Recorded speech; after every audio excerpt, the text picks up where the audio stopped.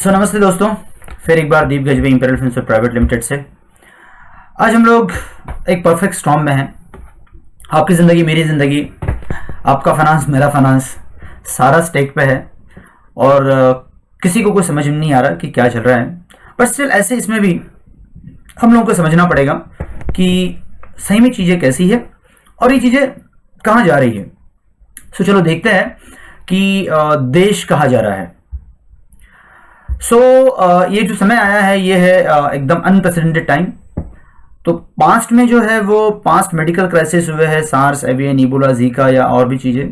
Past में financial crisis हुए जैसे हर्षद मेहता, केतन पारेख, एशियन क्राइसिस, सब prime crisis, paper demonetisation. But इस बार तो पूरा लॉकडाउन हो गया साहब। मतलब ये तो मेडिकल क्राइसिस भी आ गया, फाइनेंशियल क्राइसिस भी आ गया और रियल लाइफ क्राइसिस भी आ गया। So that is the biggest challenge I believe that everybody is having कि इट इज ऑल 3 in 1 मतलब पैकेज मिल गया इस बार तो, राइट।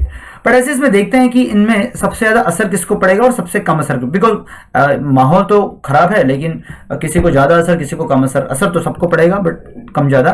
तो कहाँ पे कम असर पड़ेगा इज agriculture, telecom, FMCG, food processing, online education, seed, fertiliser, sugar. In areas में थोड़ा कम असर पड़ेगा। मीडियम असर पड़ेगा auto ancillaries, consumer durable, housing, automobile, logistic, power consumption, electronics, banks, engineering, mining, real estate, financial services, health care, pharmaceutical. इनको थोड़ा कम असर पड़ेगा।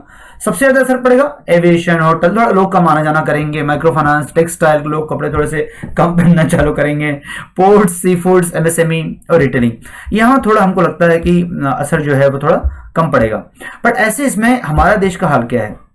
सारे के सारे जितनी कंट्रीज है, इमर्जिंग मार्केट्स जो है, इनमें सबसे कम असर जो पड़ेगा, मतलब बहुत कम असर जो पड़ेगा बड़ी कंट्रीज में, वो पड़ेगा इंडिया को। द रीजन इज एक्चुअली आप पब्लिक डेट देखिए या फिर फॉरेन डेट देखिए या फिर कॉस्ट ऑफ बोरिंग देखिए या फिर रिजर्व जो हमारे पास है, वो इन सारे पैरामीटर्स में India is little bit of far better shape basically. और हमारी जो सिचुएशन है वो थोड़ी सी बेटर है। ऐसा माना जाता है घर चलाने के लिए 12 महीने का पैसा हमारे जेब में रहना चाहिए। तो भारत के केस में आज की तारीख में we have around 458+ billion dollars in equity. और नॉर्मली 12 महीने का खर्चा है जो इंडिया को जो चलाने के लिए, मतलब इंपोर्ट्स जो होते हैं उसके लिए इंडिया को जरूरत है अराउंड 200 बिलियन डॉलर्स की। तो मोटा मोटा we are far better and quite reasonable shape at this point of time when it comes with the मतलब हमारी सिचुएशन क्या है उसके लिए ना।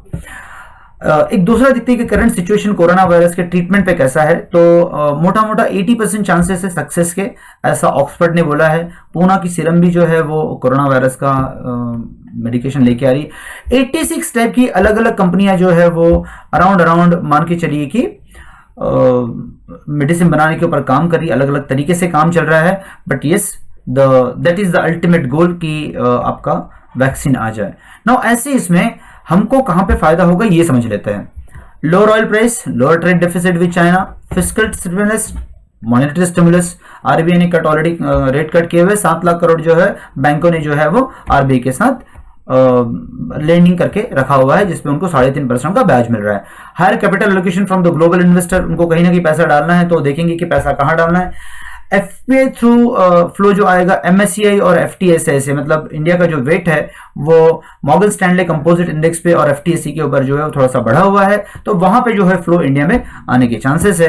एफडीआई थ्रू सप्लाई चेन काफी बात चल रही है कि अमेजन फ्यूचर रिटेल में काम कर इन्वेस्टमेंट करेगा। So this are the few areas जहां पे इंडिया को फायदा मिलेगा। लोअर ग्लोबल इंटरेस्ट रेट जो है उससे फायदा मिलेगा। हायर लिक्विडिटी जो है, सी दुनिया का ऐसा कोई कंट्री नहीं है जहां पे मान के चलिए कि उन्होंने अलोकेशन नहीं किया है इस पूरे you can say the pandemic को।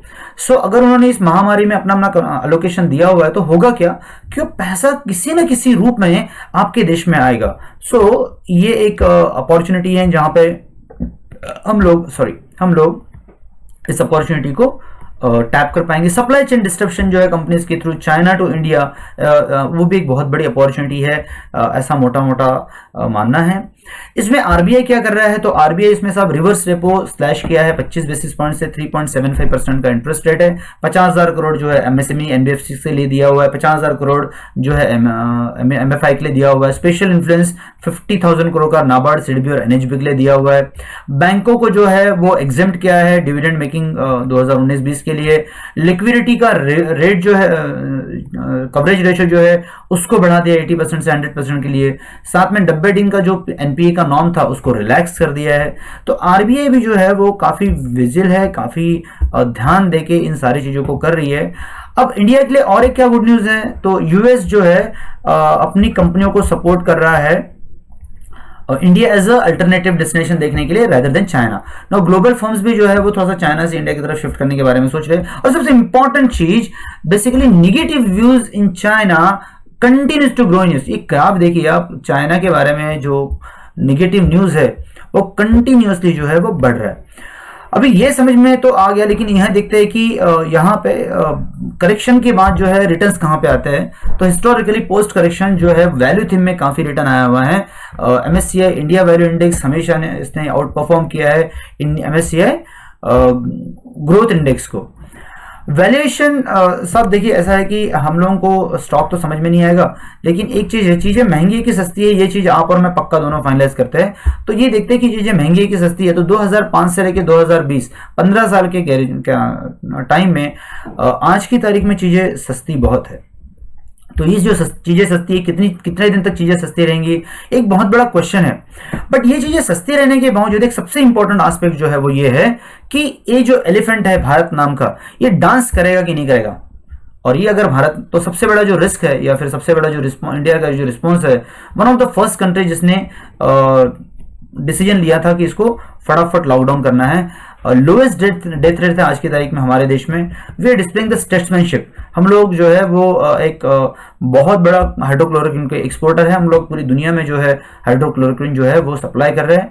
गवर्नमेंट जो है वो मतलब बुलेट तो बाइट किया है कि पूरे इकोनॉमी का लॉकडाउन करना है। हमारा ऑलमोस्ट ग्रोथ रेट जो है अगले पूरे साल भर के लिए जीरो होने वाला है। मोटा मोटा पकड़ के चलिएगी, we would be having around 1 और 2% की ग्रोथ रेट से ज्यादा हमको नजर नहीं आती है। लेकिन आने वाले समय में जहां पे इलेक्टोरल कैंपेन है, मतलब इलेक्शन आएगा और इलेक्शन में सबसे ज्यादा जो वोटर्स जो आते हैं वो आते हैं एग्री से और एमएसएमई से। तो इन वोटर्स के ऊपर भी गवर्नमेंट का काफी ध्यान रहेगा, ऐसा मोटा मोटा जो है वो समझ में आ रहा है। इंडिया ने और क्या किया है कि जितने स्टेट्स है उसको कॉम्पिटिंग कर दिया बिजनेस के लिए कि आप जो है वो अपने अपने हिसाब से कॉम्पीट करो, और जो ज्यादा कॉम्पीट करेगा वो ज्यादा अच्छे से जीतेगा। मोटा मोटा सब 47 करोड़ का ऑलमोस्ट हमारा पॉपुलेशन है, जो कि 17% सैलरीड है, 46% सेल्फ एम्प्लॉयड है और 37% जो है वो कैजुअल लेबर है। सो इनके ऊपर एक बहुत बड़ा दारोमदार है कि इन पूरे सेक्टर्स को कैसे, मतलब 46 प्लस सेल्फ एम्प्लॉयड और 37 कैजुअल लेबर्स, 83% जो है हमारा वो पॉपुलेशन है, एम्प्लॉयज है जो कि मोटा मोटा सेल्फ एम्प्लॉयड है। तो इन लोगों के ऊपर हम लोग या इनके ऊपर गवर्नमेंट देखेगी कि कैसे इनको मदद करे। तकलीफें बहुत है, चीजें कहीं भी क्लियर नहीं है, बट यस वैल्यूएशन फ्रंट पे अगर देखा जाए तो वैल्यूएशंस आर अमेजिंगली अट्रैक्टिव है। और हमें ऐसा लगता है कि अगर वैल्यूएशन अट्रैक्टिव है तो VCTS ये 4 इस पे कॉन्सेप्ट पे पूरा काम चलेगा। तो V stands for valuation which is very reasonable. अगर आप देखेंगे तो अभी पी जो चल रहा है वो चल रहा है 22 का और पीबी चल रहा है 2.8 का। Business cycle that is cyclical bottom जो है वो लो कैपेसिटी यूटिलाइजेशन है, लो क्रेडिट ग्रोथ है, मतलब पैसे भी कोई लेने के लिए रेडी नहीं है और जो माल बन रहा है वो कंपनियां बना नहीं पा रही है बिकॉज कोई ऑप्शन नहीं है क्योंकि सारा लॉकडाउन है। एक ट्रिगर क्या है इकोनॉमी में, तो कंटेनमेंट ऑफ कोविड-19 स्प्रेड और ग्लोबल डोमेस्टिक ग्रोथ रिकवरिंग। अगर ऐसा होता है तो ये 2 ट्रिगर रहेंगे जहां पे ग्लोबल रिकवरी आएगी, और ग्लोबल रिकवरी अगर आएगी तो बाजार आगे चलेंगे। और सेंटिमेंट क्या बोलता है साहब, तो सेंटिमेंट निगेटिव है। सो सेंटिमेंट जब भी निगेटिव रहता है तभी बाजार सस्ता रहता है, और जब बाजार सस्ता रहता है तो वही जो समय होता है वो पैसा डालने का समय होता है। एक बहुत इंपॉर्टेंट चीज, अब दुनिया के सारे बाजार ये बहुत ही तेजी से चेंज हो रहे हैं, बदल रहे हैं। अभी साहब दुनिया के सारे बाजार अगर तेजी से चेंज हो रहे हैं और बदल रहे हैं तो आप एक चीज समझ लीजिए साहब कि बिजनेस करने का तरीका जो है वो बदलेगा। और दुनिया में बिजनेस करने का तरीका अगर बदलेगा तो सेगमेंट्स बदलेंगे, और अगर सेगमेंट्स बदलेंगे तो हमको उन सेगमेंट्स में बैठना पड़ेगा जिनमें पैसा आने वाला है। और साहब believe me I tell you, कि अगर आपको उन सेगमेंट्स में बैठना है जिन सेगमेंट्स में पैसा आने वाला है, so there is no other way but basically invest into the equities. सो हमारा कॉल ये है कि आप अगले 6 महीने के हिसाब से, अगले 12 महीने के हिसाब से आप वीकली एसटीपी कीजिए। आप वीकली पैसा जो है अपने 100 रुपए को आप 52 हफ्तों में जो है डिवाइड कर लीजिए। That will be the better call, because valuation काफी रीजनेबल है। कब तक चलेंगे नोबडी नोज, क्या सेकेंड थर्ड वेव आएगी नहीं आएगी किसी को पता नहीं है। वैक्सीन कब आएगा nobody knows, but one thing is very sure कि इसमें से जब भी हम लोग बाहर निकलेंगे, इसमें से जब भी हमारे पास सोल्यूशन आएगा तो इतना मजबूत आएगा साहब, इतना फास्ट आएगा कि शायद उन वैल्यूएशंस को आप और मैं दोनों कैच नहीं कर पाएंगे। और अगर हम कैच नहीं कर पाएंगे तो वापस ये कहावत हो जाएगी जो हर नीचे के बाजार के ऊपर लागू होती है कि काश मैंने कर लिया होता। और बेसिकली काश मैंने कर लिया होता ये चीज़ों में या उस बात का बुरा या रंज लगने से अच्छा है कि मैं अपने रिस्क को एडजस्ट करते हुए आगे बढ़ूं। हम लोगों को ऐसा लगता है दुनिया कहीं भी रुकने वाली नहीं है। हो सकता है मतलब अभी कुछ लाख लोग गए हैं और कुछ लाख लोग और जाएंगे, उस पर किसी का कंट्रोल नहीं है। बट यस, आप लोग केयर कीजिए अपनी, be safe at home, do not, because corona से दूर रहने का तरीका एक ही है कि आप है को मान के चले कि कोरोना है और उसको टच ना करें, आप सेफ रहे, इससे थोड़ा दूर रहे जब तक ये पूरा सेटल नहीं हो जाता। और I wish a very healthy and very safe life year, but make sure that we should not leave an opportunity also which whomsoever it is coming to us. So be futuristic, be positive, be grateful and be safe. Thank you very much.